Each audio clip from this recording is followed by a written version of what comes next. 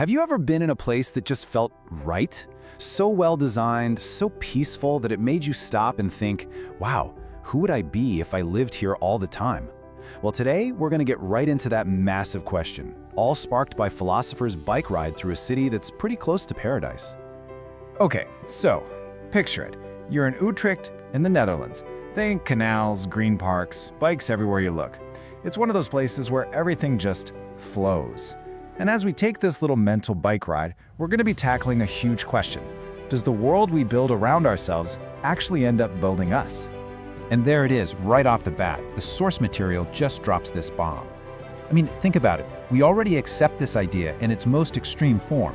A prison is literally an environment engineered to punish and contain. So if we know that an environment can be disabling, then the opposite has to be true too. Some environments are designed to be enabling. So, first up, let's try to understand what really makes a city like Utrecht tick. It's more than just nice scenery. It's about the entire social and physical fabric of the place, a kind of architecture of order that quietly guides how people act and feel. You know, a big piece of this paradise feeling comes down to economics. When a society has a really solid middle class and top-notch public infrastructure, we're talking amazing public transit, clean parks, safe streets, that desperate scramble to get super rich starts to seem, well, a little less important. Why? Because the system itself is already giving everyone a pretty high quality of life.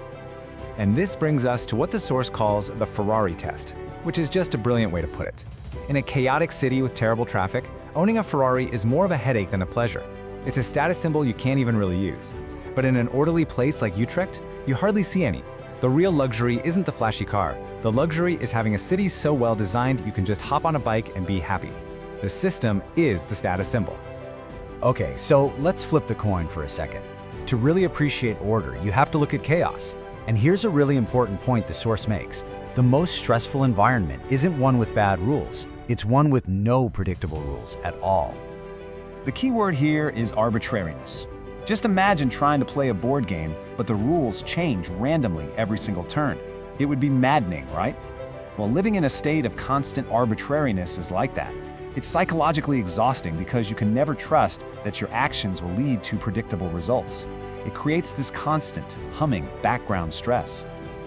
The source uses this fantastic concept from engineering to explain it, the noise-to-signal ratio. In a chaotic place, you're constantly bombarded with external noise, blaring traffic, confusing bureaucracies, social drama. All that noise is so loud it completely drowns out the signal.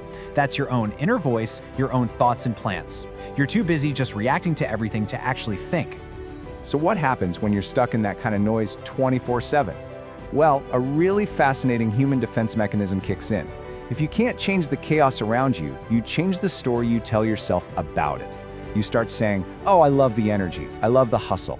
You tell people that a quiet, orderly place like Utrecht will be boring, that you'd go crazy. It's a way of taking back control, even if it's just in your own head. But let's not get carried away here. This explainer isn't trying to say Utrecht is some perfect utopia without any problems. The source is very clear on this. Even in a so-called paradise, people find new and sometimes deeper struggles. This is the paradise paradox. Think about it. When you're not constantly worried about safety or whether the train will show up, your mind has the space to turn inward. And that's when the huge existential questions start to get really loud.